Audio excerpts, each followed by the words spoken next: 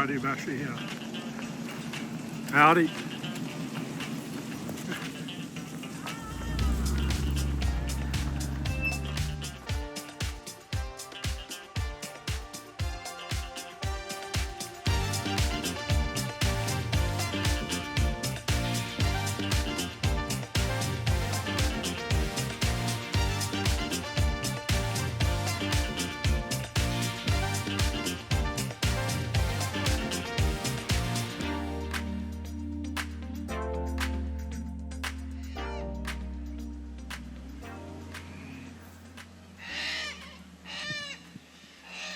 Well, I'm on the road early this morning, 7:15. By far the earliest I've been up. This is a couple of k's down the road from the Gib River crossing, free camp. This is a day use area, and I've been here before. This is the junction of the Wunnumura Road and the Gib River Road. So anyway, I've just had a quick check in the caravan. All is well. Just heading towards Mount Elizabeth Station today. So.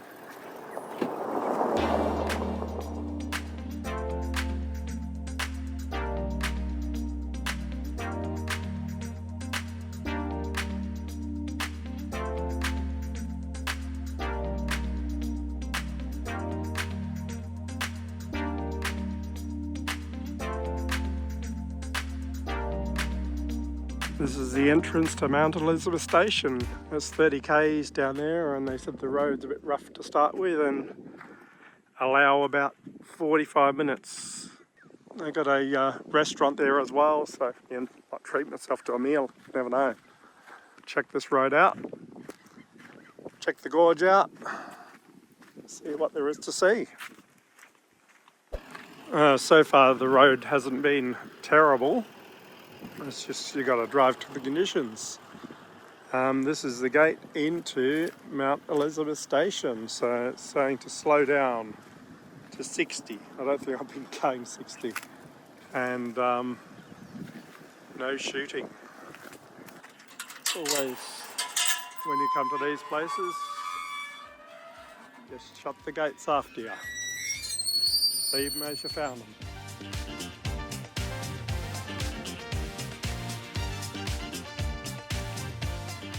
Doesn't look too busy here. There's an office there, we've got a restaurant. There's the bull bar. They have a communal fire pit here. You can sit around with everyone at night and have a yarn. Looks like they've got a wood-fired pizza oven over there. Not too many people camped here. There's a few leaving in rooftop tents as I came in, but yeah, I think it's going to be a bit of a quiet one. And a little bit overcast. I hope I get some solar coming in. Anyway, I'll go and book in and check it out.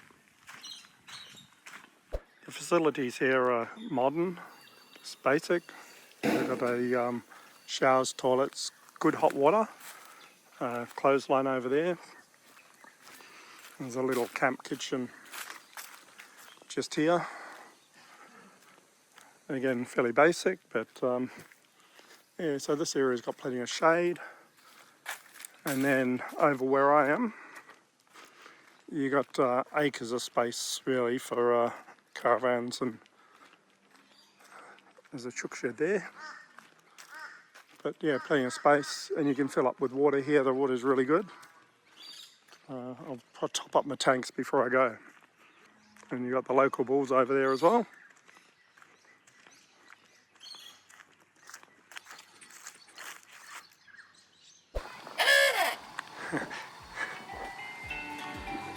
Oh, and the music. Plenty of them. How are you?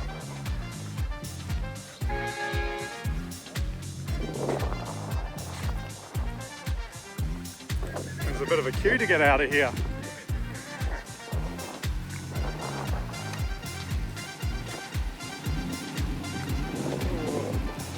There's the bus.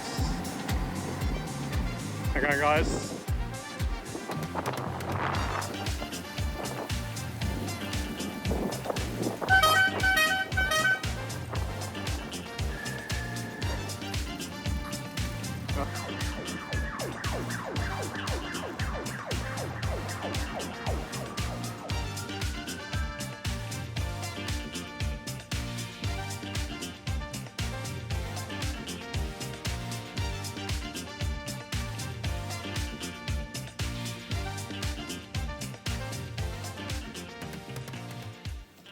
Off on an adventure this morning. A few of the locals hanging around. Hopefully these ones will move.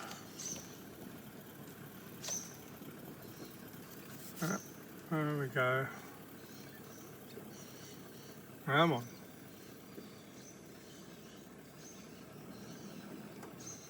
Move other way.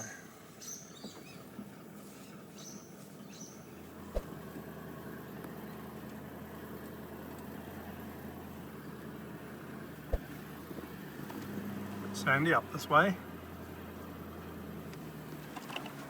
And this is supposed to be the easy section. I reckon it gets quite rough at the end and you need high clearance and four-wheel drive recovery gear.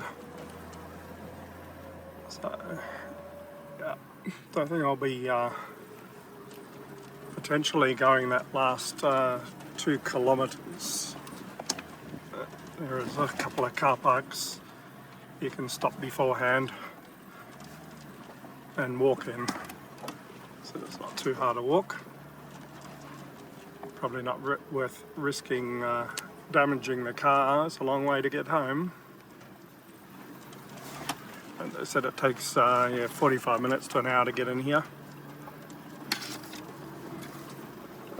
They did say it's a slow track, which it is, and yeah, they said it's going to get harder.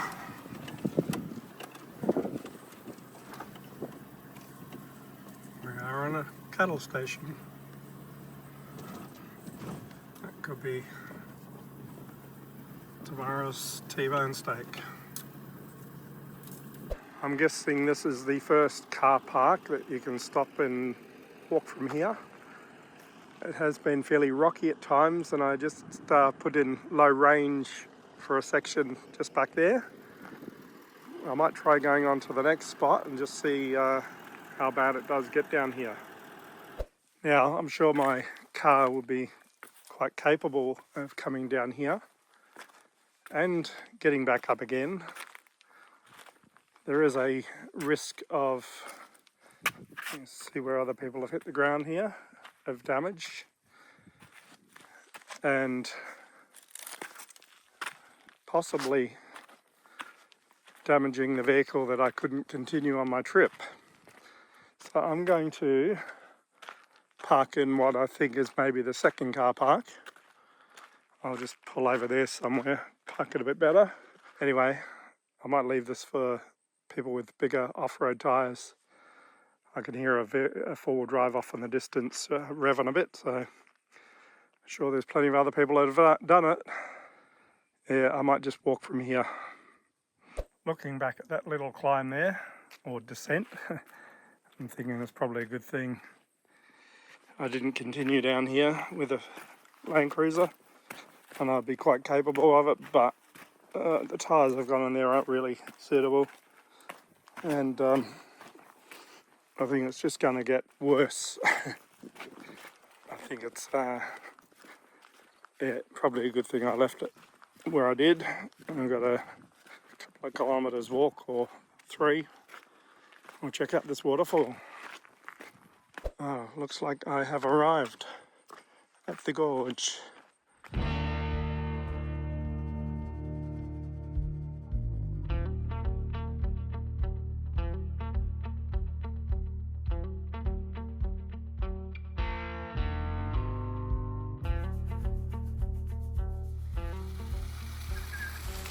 Well, this is the pool they're talking about, with a little waterfall there.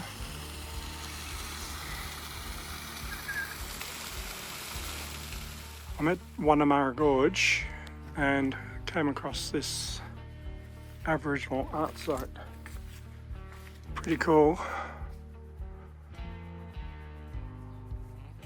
It's kind of nice exploring and coming across these things. Although I have to admit, Wikicamps was a little bit of a help on this one.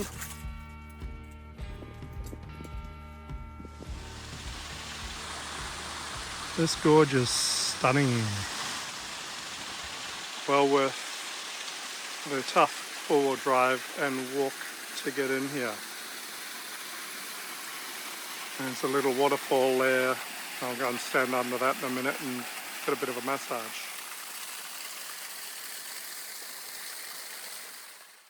When you're using these ladders up here, just be aware they are not attached in any way.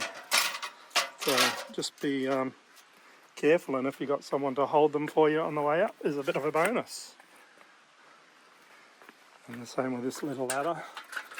It's a bit rickety looking, so just take care. Made it up there safely. Absolutely stunning challenge to get here, but well worth it.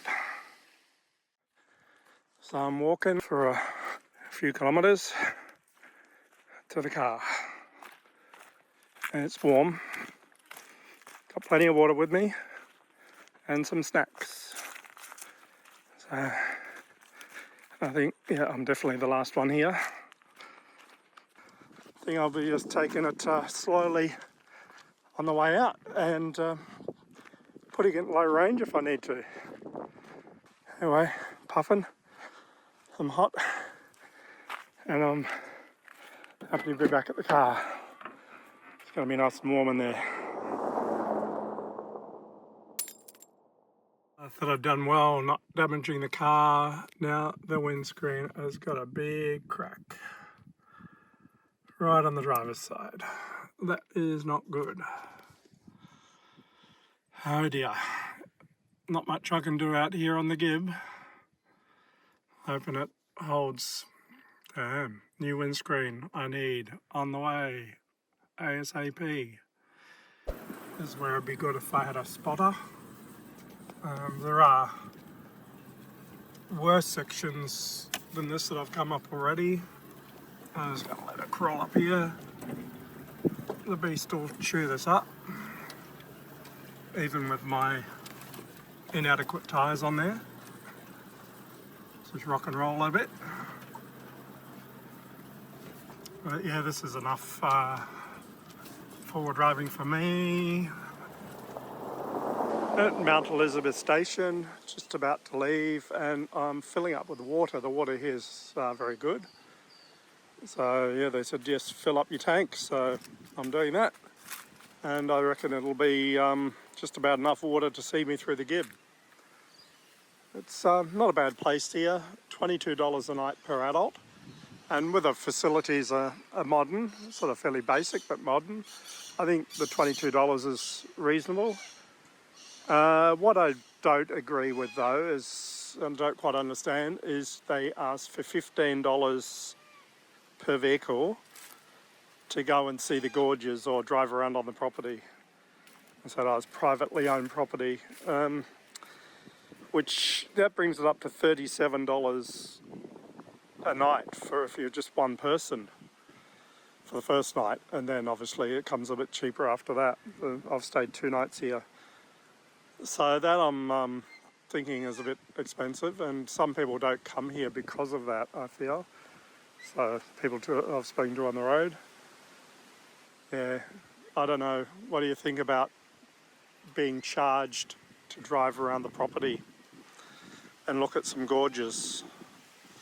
Yeah, I'm not a big fan of it, to be honest. I think, you know, you pay for the night here and that should cover driving around. Anyway, it's what it is, and I'm glad I came here. The gorges are really worth looking at. Yeah, as I say, just not a fan of the $15 extra. If you're not sure about coming into Mount Elizabeth Station, I'd recommend do it.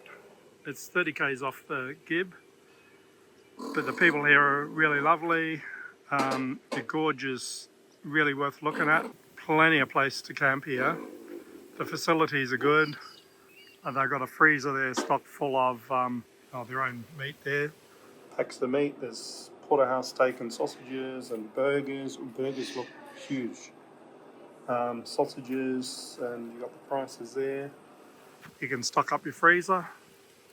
Time for me to hit the road. It's been a good stay. Thank you, Mount Elizabeth. This is a boab tree on the map, and This camping area is free, not far from Mt Barnett Station, and there's heaps of space, as you can see, and a nice bow tree to boot. It is a bit concerning actually, there's smoke up there. Came out here and smelled a bit of smoke, and I think, yeah, okay, that doesn't look real good. I'll keep an eye on that. I'm hitched up, so it wouldn't take me long to move if I had to, but hopefully it's far enough away that it's not going to bother me. It is pretty windy as well, so if it is any fires around, they're going to move fast. Haven't had to contend with bushfires yet. And I'm going to put the drone up and see how it goes, to just see if I can see where that fire is, how far away it is and which way it's going, just for peace of mind.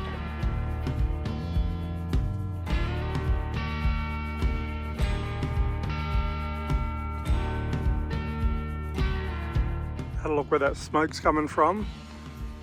It looks like it's a fair way away, that it's not going to be an issue, and it's blowing sort of,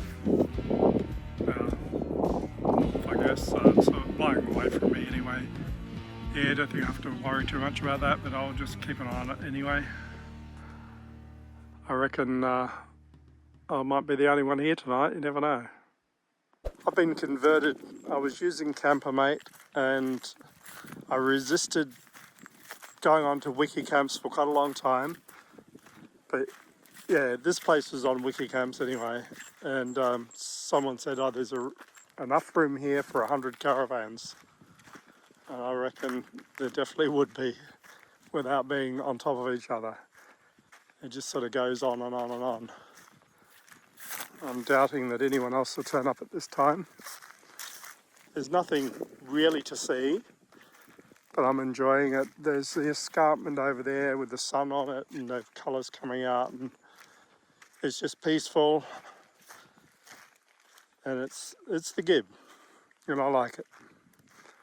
A few flies, but you got to expect that, I guess.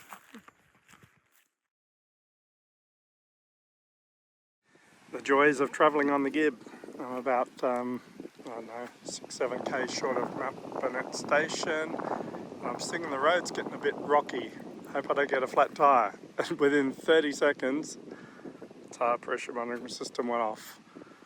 I got to, I was on that corner there, and I thought I'll come around the corner. Got to this here, turn off, and pumped the tyre up a bit, and I thought I'll just drive up here, out the way, and the tyres actually come off. So, a bit bigger job today. Get the spare out, and yeah, I don't know. Cursed. Now I'm wondering what's the most flat tyres people have had on the Gib. Anyway, this one's changed. I guess the good thing about having so many flats is I'm getting quicker at changing them. Spares all tied up on here again, best I can.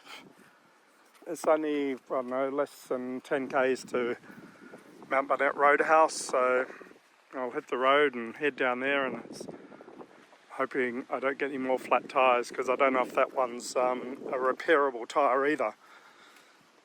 Maybe. I'm not going to bother putting a plug in it, and at the moment there's a decent hole in that. It went flat pretty quick.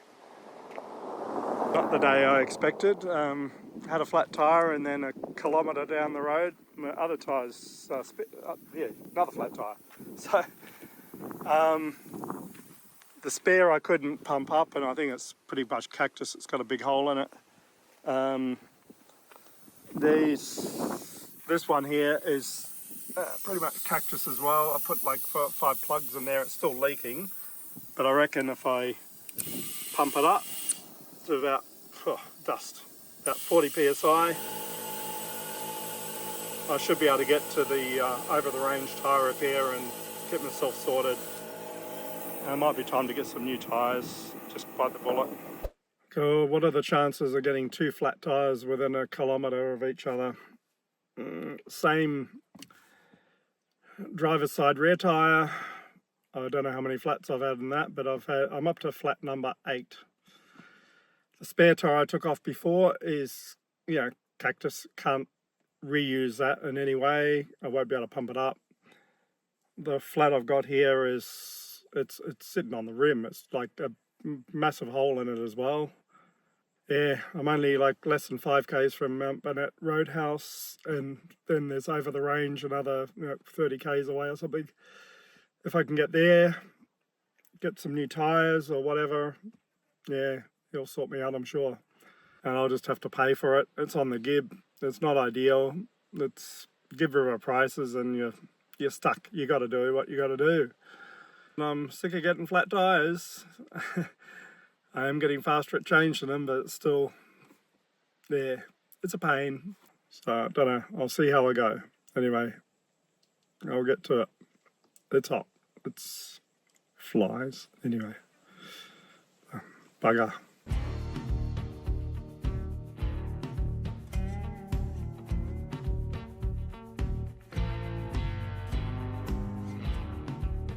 I'm at Over the Range tyre repair, getting some new tyres for the back of the cruiser, because I'm sick of stopping and changing the tyres all the time. Cars down there, a couple of old 60 series, or what's left of them there. If you need any tyres or help, mechanical help, there's a mechanic on duty here as well. So this is the place to come. Only about 25-30 k's from Barnett Roadhouse. They're working on the car at the moment. He's got quite a decent range of tyres here. Plenty of new ones on the rack. It's getting towards the end of the season. If he'd had 5 of these, I would have bought them, but someone bought 5 yesterday and only 3 left. A few second handies over there. Plenty of rims. There's some tyres that are pretty much cactus here. Just a few. Gib River Road carnage. This is the office. Friendly dog having a snooze. And his book that he's taken all the photos in here. See if we can maybe get some secret camping spots.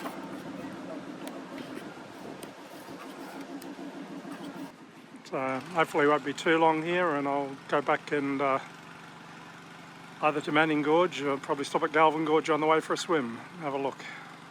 So a shout out to Over the Range tyre repairs. Do a bit of mechanical work here as well, but I've sorted me out with a couple of new tyres for the back. I didn't have my size and tyres all around, but yeah, anyway, they got me back on the road.